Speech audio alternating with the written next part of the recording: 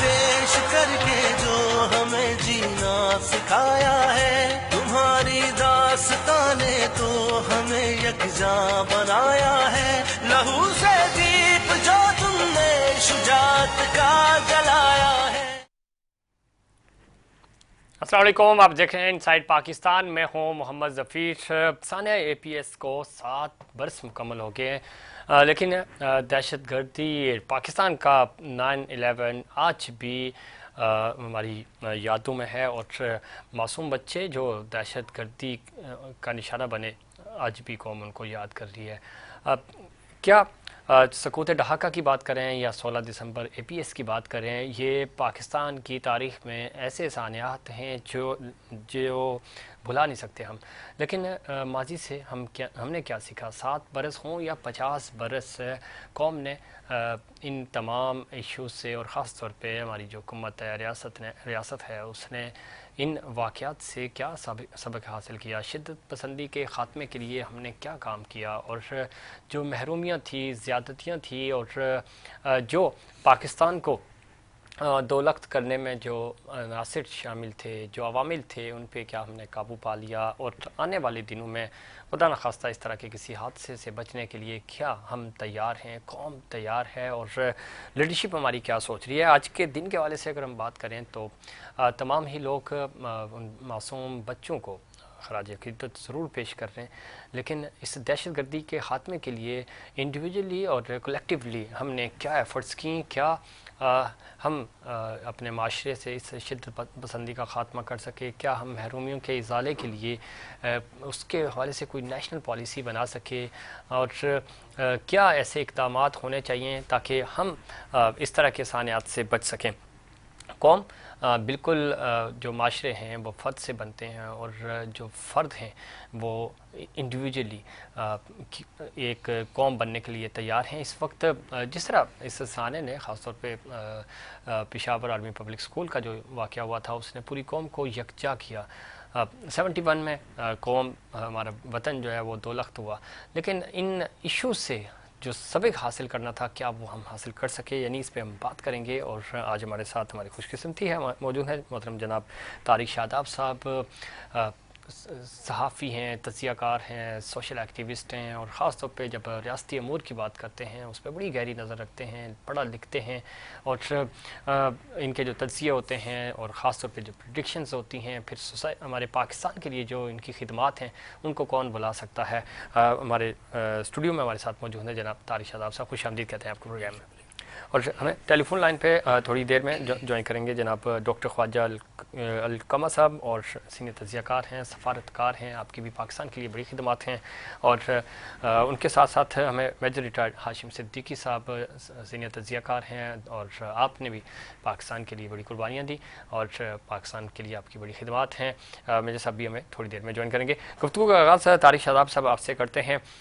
بڑے سانحات ہیں دونوں، ایک کو 7 برس کے حالیہ تاریخ کی اگر ہم بات کریں، اور دوسرا 50 سال کی بات ہم بعد میں کریں گے، پہلے اس سانحے سے آغاز کرتے ہیں۔ کس طرح دیکھتے ہیں سانحہ آرمی پبلک اسکول، اور اس کے بعد شدت پسندی، پھر آپریشنز، اس پہ قابو پانا، اس میں جو لوگ شامل تھے ان کو کیفر کردار تک پہنچانا، اس پورے عمل کو طارق شاداب کس نظر سے دیکھتے ہیں؟ دیکھیے، ہم بات شروع کرتے ہیں 1971 سے، جو ہماری زندگی کا ایک ایسا سانحہ ہے کہ جسے ہمیں چاہیے کہ اگر ہم کوئی آگے اپنی قوم کے لیے، نوجوانوں کے لیے کوئی لائے عمل ہم رکھتے ہوں، ہمیں اسے یاد رکھنا چاہیے۔ بالکل۔ اچھا، اب اس میں بات یہ ہے کہ بہت ساری حقیقتیں پوشیدہ ہیں۔ ٹھیک، اس میں ایک چیز میں ایڈ کر دوں، پھر آپ 71 یا ظاہر 50 سال بنگلہ دیش خوشی مناتا ہے، سیلیبریٹ کرتا ہے، ظاہر ان کو بنانی بھی چاہیے۔ یہ وقت نہیں ہے کہ ٹھیک ہے ہم بھی ان کو گلے لگائیں، جو بھی تھا ہو گیا، اور ہم آپ کو مبارکباد دیتے ہیں، آپ کا اپنا وطن ہے اور ہم آپ کے ساتھ کھڑے ہیں۔ دیکھیے، جہاں تک اس بات کا تعلق ہے کہ بنگلہ دیش بنا اور آج بنگالی جو ہے وہ ایک الگ ملک لے کے بیٹھ گئے، بالکل، اور کل تک جو ہمارا حصہ تھے، صحیح، لیکن بہرحال ایک بڑا نظریاتی ملک جو ہے وہ تو ٹوٹا، اس کا جغرافیہ تبدیل ہوا، صحیح، اور ہم اس کو نہیں روک سکے. اب اس میں جو یعنی چیزیں ہیں نا، اب ہماری جو آج کی نسل ہے وہ یہ سوال بھی کرتی ہے. اچھا، ہم اس کے اندر جو سب سے یعنی ایک اہم بات ہے وہ یہ ہے کہ جی بنگلہ دیش میں احساس محرومی تھا. صحیح. اور وہ احساس محرومی جو تھا وہ اس سانحے کا سبب بنا. میں سمجھتا ہوں کہ جہاں تک میں نے پڑھا ہے، اور کیونکہ میرا ان لوگوں کے ساتھ زیادہ سیاسی طور پہ تعلق رہا کہ جو بنگلہ سیاست کے اہم کردار تھے، بے شک جس میں ایک خواجہ خیر الدین تھے، صحیح. ہم اس سانحے کو روک سکتے تھے. اور وہ اس طریقے سے روک سکتے تھے. اس کا مختصر تو میں یہ عرض کر دوں کہ جو یعنی الیکشن کے نتائج تھے، ٹھیک، وہ جو جس نے اکثریت لی تھی آپ اقتدار اس کو دے دیتے. صحیح. اور جمہوری عمل جو تھا وہ آگے وہ اس سانحے کو روک سکتا تھا. لیکن ٹھیک. ہم نے وہ جمہوری عمل جو تھا اس کو وہاں بھی ہم نے حق تلفی کی. اور وہ ایک تو پہلے ہی سے معاشی بدحالی تھی، احساس محرومی تھی، بہت زیادہ اس میں چیزیں تھیں کہ وہ بالکل ہی جو ہے نا ایک تیسرے درجے کے شہری اپنے آپ کو وہ کہتے تھے. ہم پر الزام تھا کہ ہمارا جو یہ بھائی ہے مغربی پاکستان، یہ ہمیں تیسرے درجے کا شہری سمجھتا. اچھا، آپ کی معلومات سے فائدہ اٹھاتے ہوئے کہا یہ جاتا ہے کہ یہ معاملہ طے ہو گیا تھا. بھٹو صاحب بھی مان چکے تھے، مجیب الرحمان صاحب. یہ اس لیے کہ چونکہ بار بار یہ چیزیں ڈسکس ہوتی ہیں کہ ٹھیک ہے آپ بنے وزیر اعظم، آپ اقتدار آپ کو ملنا چاہیے، لیکن یہاں سے وہاں تک جو درمیان میں کمیونیکیشن گیپ آیا یا کچھ ایسے عناصر تھے جو یہ چیزیں نہیں چاہتے تھے. کیا حقیقت ہے؟ آپ نے جو پڑھا، آپ ان لوگوں کے ساتھ دیکھیے کمیونیکیشن گیپ کیسے ہو سکتا تھا؟ مجیب تو آپ کے یہاں قید تھا. اور جو یعنی بعد میں حقائق سامنے آتے ہیں وہ یہ ہے کہ اس کو تو 12 اور 15 دن کے بعد پتہ چلا. تو بڑا حیران ہوا، اس نے کہا واقعی بنگلہ دیش بن گیا.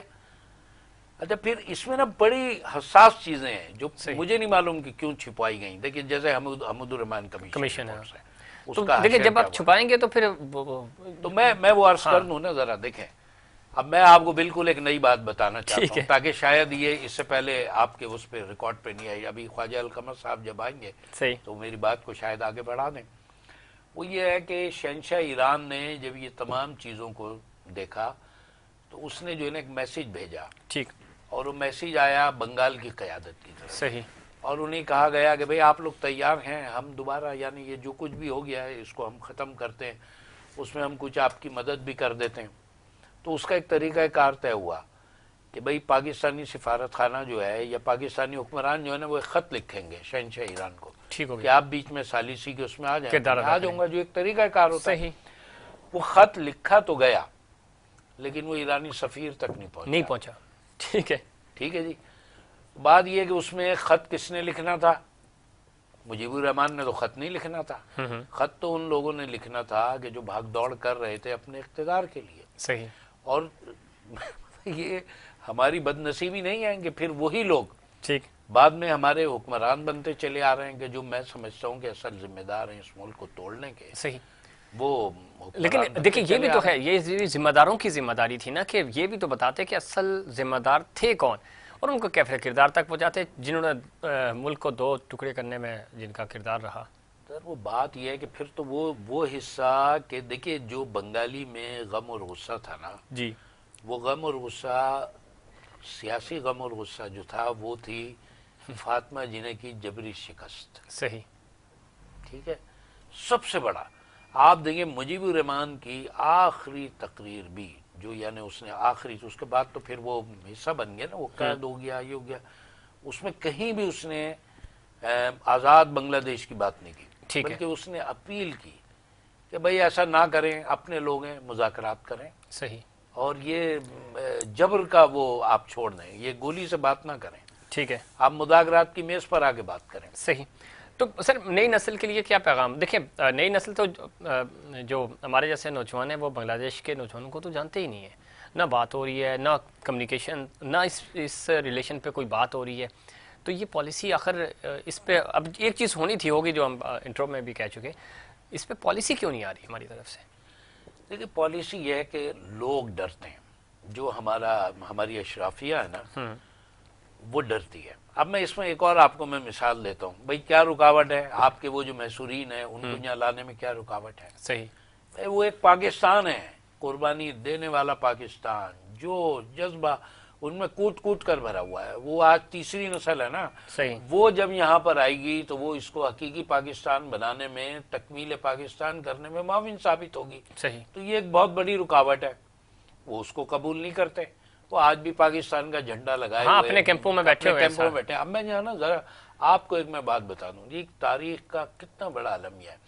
ویتنام سے امریکہ چلا گیا, ان لوگوں نے وہاں پہ شور مچایا, دعویٰ کیا کہ امریکہ نے جو یعنی ان کے فوجیوں نے ریپ کیا ان کی عورتوں کو, ان سے یہ اتنی اولادیں ہیں, یہ اتنے لوگ ہیں, انہوں نے جہاز لگا دی ہے جی, آئیے بھریے, آ جائیے امریکہ. ٹھیک ہے, یعنی اچھا جنہوں نے نظریاتی لڑائی لڑی گلیوں اور کوچوں میں پاکستان کے لیے, وہ پاکستان کا پرچم اٹھاتے, آپ نے ان کو بند کر کے رکھ دیا. صحیح. نہ اس میں کسی فنڈز کی ضرورت ہے آپ کو, ٹھیک, کچھ بھی تو نہیں کرنا ہے. پھر مسئلہ کیا ہے سر؟ ہم افغانیوں کو تو ویلکم کرتے ہیں, ان کو کیوں نہیں کرتے؟ سر میں نے آپ سے کیا کہا, دیکھیں افغانی ہے نا, ان کا ملک ہے, وہ آج ہیں کل چلے جائیں گے. محصورین کا مسئلہ یہ ہے جناب کہ وہ جب یہاں آئیں گے نا تو وہ دیکھیے انہوں نے 2 ہجرتیں کی تھیں جی بنگالیز نے, اور 2 دفعہ انہوں نے مزاحمت کی ہے. پہلی مزاحمت انہوں نے کیا کی, تحریک پاکستان کی. پاکستان کا مطلب کیا, لا الہ الا اللہ. پھر وہ مکتی باہنی کے خلاف لڑے, انڈیا سے. بالکل لڑے. تو وہ مطلب جب وہ ان کی جو نسلیں ہیں نا, انہیں پاکستان کی قدر و قیمت معلوم ہے. اگر ان کو یہ کوئی کہتا ہے کہ جناب وہ اجنبی لوگ ہیں, اب وہ انہیں چاہیے وہ وہاں چلے جائیں, وہیں پر ہی رہیں. ایک چیز اس پہ ریاست کیا کام کر رہی ہے؟ آئی ایس پی آر ہم نے دیکھا, اب ایک کھیل کے میں مووی بھی آئی ہے, تھوڑا سا یہ ٹچ دینے کی کوشش کی جا رہی ہے, ڈیبیٹ ہو رہی ہے, سیشنز ہو رہے ہیں, تاکہ جو ماضی کی جو حقائق ہیں ان کو سامنے رکھا جائے. آپ کی نظر میں, آپ کے جو سارے تعلقات بھی ہیں, آپ جانتے بھی ہیں, بیٹھتے بھی ہیں, ریاست کچھ سیریس اس پہ سوچ رہی ہے کہ اب جو ہونا تھا وہ ہو چکا ہے, اب ہم سیریس ہو کے آگے بڑھیں؟ تو سیریس کون ہوگا؟ میں پھر وہیں آ رہا ہوں نا, سیریس کون ہوگا؟ سیریس ہونے کے لیے آپ کو اپنی سوچ کو نظریاتی خطوط پہ استوار کرنا ہوگا. ہوا سے اقتدار یہ نہیں ہوگی. آپ نے پاکستان کا سوچنا ہے, بابا کوئی حکومت آئے, ایک لائے عمل ہوتا ہے نا قوموں کی زندگی میں, ایک لائے عمل ہوتا ہے. تو پاکستانیت کیسے پروان چڑھے گی؟ ابھی تک تو ہمیں انڈیویجول ایفرٹس نظر آ رہی ہے نا. آج بھی سندھ میں جو بلدیاتی ایکٹ آیا, یہ دن نہیں ہے بات کرنے کا, لیکن اس میں بھی دیکھیں ہو گیا, ادھر سندھی, ادھر مہاجر, ادھر فلانا, ادھر ادھر, تو پاکستانیت کی تو بات کہیں نہیں ہو رہی. بس اس کے لیے جو ہے نا, دیکھیں آپ کو نظام کو بدلنا ہوگا, اور نظام بدلنے کے لیے جو ہے آپ کو اپنے نوجوانوں میں کام کرنا ہے. اچھا, جو یہ نیا ووٹر آپ کا آ رہا ہے نا, جی, اس کے اوپر آپ نے کام کرنا ہے. یہ ذہنی طور پہ بالکل تیار ہے. صحیح. اس کے سامنے جو ہے نا ایک راستے کی کچھ رکاوٹیں پیدا کی گئی ہیں, تو ہمیں اس سے مایوس نہیں ہونا چاہیے. لیکن یہ کہ میں سمجھتا ہوں, کیونکہ میں تو جاتا رہتا ہوں, یونیورسٹیوں میں بھی جاتا ہوں, بالکل جاتے ہیں آپ, محلوں میں بھی جاتا ہوں, گلیوں میں بھی جاتا ہوں, نوجوانوں سے ملتا ہوں, تو ان کی سوچ میں ایک تعمیر موجود ہے. اور اگر ان کو موقع ملے, اور جو یعنی مقتدر قوتیں ہیں اور لوگ چاہتے ہیں کہ پاکستان جو ہے وہ اپنی صحیح نظریاتی بنیاد کے مطابق جو ہے آگے بڑھے, تو مواقع موجود ہیں. اس سے پہلے کہ کوئی دوسرا ثانیہ ہو, اس سے پہلے کہ کوئی دوسرا ثانیہ. بہت اچھی بات کی ہے. اسی گفتگو میں شامل کرتے ہیں ڈاکٹر خواجہ صاحب کو بھی, تجزیہ کار ہیں, سفارتکار ہیں, پاکستان کے لیے بڑی کنٹریبیوشن ہے آپ کی. ڈاکٹر صاحب بہت شکریہ, آپ نے پروگرام میں وقت دیا. آپ نے گفتگو سنی طارق شاداب صاحب کی, وہ یہ کہہ رہے ہیں کہ ابھی بھی وقت ہے, اس سے پہلے کہ کوئی اور ثانیہ رونما ہو, ہمیں انسانیات سے سیکھنا ہوگا. آپ کیا سمجھتے ہیں, ہم نے ماضی سے کتنا سیکھا؟ دیکھیے کچھ نہیں سیکھا. اپنی پہلی بات یہ کہ ہمارا مطالعہ ہی کمزور ہے, سب سے پہلی بات ہے. دیکھیے سب سے پہلی بات یہ ہے کہ میں آپ کے سامنے 3 ڈیٹس رکھ رہا ہوں. جی جی ٹھیک ہے, 3 ڈیٹس, 1905, 1906, 1940. ٹھیک ہے جی جی جی. یہ تینوں ڈیٹس میں کامن کیا ہے کسی کو نہیں پتا. ٹھیک ہے نا. 1905 میں تقسیم بنگال ہوتا ہے. پاکستان کی انڈیا کی تقسیم سے پہلے تقسیم بنگال ہوتا ہے into Hindu India and Muslim India. بالکل ایسے. 1906 مسلم لیگ کا قیام بنگال میں, 1940 کا ریزولوشن پاس کرنے والا بنگال. تو پاکستان بنانے کے فور فرنٹ میں تو بنگال تھا. یہ ہم نے اپنے نوجوانوں تک یہ بات پہنچائی ہے نہیں پہنچایا. ٹھیک ہے, میں آپ سے ریکویسٹ کروں گا کہ ایک کتاب ہے the last days of united Pakistan, جی اس کتاب کا کم از کم اردو میں ترجمہ ہی کر دیں. ٹھیک ہے نا, تاکہ نوجوانوں کو پتہ تو چلے کہ ہم کہاں جا رہے ہیں, ٹھیک, ہم کیسے ہیں, ہم کیا ہیں, یہ تمام چیزوں کا. ٹھیک ہے, اب جو سانحہ جو کچھ بھی ہوا, لیکن ایک اور چیز ہے جس کے متعلق ہم لوگ روز گانا گا رہے ہوتے ہیں ہم سمجھے بغیر. جمہوریت, جمہوریت کیا ہے مجھے کوئی بھی بتا دے. جمہوریت از جسٹ فساد, ایک فساد ہے اکنامک امپیریزم کو امپوز کرنے کے لیے. یہ الیکٹورل پالیٹکس کا نام ہے ڈیموکریسی. ٹھیک ہے نا, انصاف پر مبنی جو معاشرہ ہوتا ہے وہ اسلام نے قائم کیا تھا. ٹھیک ہے, اس سے جب ہم ہٹے تو جمہوریت جان کی کوئی چیز سے ہمارا کوئی ایکسپیرینس نہیں تھا. 47 کے بعد جمہوریت کے متعلق ہمارے ایکسپیرینس ہوا, جس کو ہم الیکٹورل پالیٹکس کہتے ہیں. اس الیکٹورل پالیٹکس کے اندر ہم یونائٹ نہیں ہوئے, ڈیوائڈ ہوئے. ٹھیک, and you know this has to be understood. ہم نہیں سمجھ رہے ہیں, ہم جمہوریت جمہوریت جمہوریت کیے جا رہے ہیں. Jamhuriyat is a borrowed concept of electoral politics given to us by the West. Nothing else. ٹھیک ہے, اس سے 10 پولیٹیکل پارٹیز پاکستان میں قائم ہو چکی ہے, جماعت اسلامی, مسلم لیگ, پی ٹی آئی, پتہ نہیں کیا کیا کیا. تو کنسنسس کہاں ہے کسی ایشو کے اوپر؟ کوئی کنسنسس نہیں ہے. ٹھیک ہے, لیکن ڈاکٹر صاحب ہم اس ثانیات کے ساتھ ساتھ ہم کنفیوز بھی تو ہیں نا. ہم جمہوریت میں بٹے ہوئے ہیں. ہم کوئی کہتا ہے جمہوریت ہونی چاہیے, کوئی کہتا ہے نہیں ہونی چاہیے. فریڈم, دیکھیے فریڈم ہونی چاہیے, انصاف ہونی چاہیے. انصاف کے لیے جو تقاضے پوری کیے جاتے ہیں وہ نہیں ہے پاکستان کے اندر. آپ کا جو جوڈیشری ٹرینڈ نہیں ہے, جوڈیشری ہمارا معاشرہ جو ہے نا ذہنی طور پہ یہ ویک ہو چکا ہے مٹیریلزم کے حوالے سے. ہم مٹیریل دنیا کی طرف چلے گئے ہیں. بالکل ٹھیک ہے, لیکن ڈاکٹر صاحب کیسے یہ دیکھیں, تحریک انصاف نے نعرہ لگایا تھا, میں اس طرف آنا نہیں چاہ رہا تھا, لیکن انہوں نے کہا تھا کہ ہم مدینہ کی ریاست اس کو بنائیں گے, انصاف پر مبنی معاشرہ ہوگا. دیکھیے یہ آئیڈیلز ہے, یہ آئیڈیلز کو رکھنا ضروری ہوتا ہے.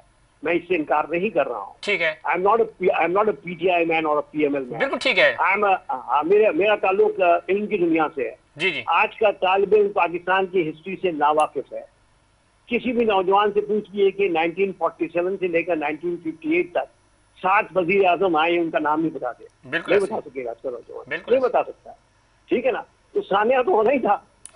سانحہ کیوں نہیں ہونا تھا؟ بالکل سارے ہونا تھا. ڈاکٹر صاحب لائن پہ رہیے گا, بڑی زبردست گفتگو چل رہی ہے اور ہمیں چونکہ کمرشل بریک کی طرف جانا ہے, بریک کا کہا جا رہا ہے. بریک کے بعد پھر ہم آپ سے جانیں گے کہ جو چیزیں ہونی تھی وہ تو ہو چکی ہیں. اب نوجوان نسل کو ہم آگے کیسے لے جا سکتے ہیں, ان کو مطالعے کی طرف کیسے لے کے آ سکتے ہیں, ان کی کاؤنسلنگ کیسے کر سکتے ہیں, اور ان کو کیسے ٹرین کر سکتے ہیں کہ وہ لیڈرشپ ان کے پاس ہونی چاہیے اور وہ سکلز ان کے پاس ہونی چاہیے, تاکہ اس معاشرے کو, پاکستان کو اور جو ہمارے جتنے ڈپارٹمنٹس ہیں ان کو وہ لیڈ کر سکیں. اس پہ بات کریں گے, لیکن اس سے پہلے کمرشل بریک.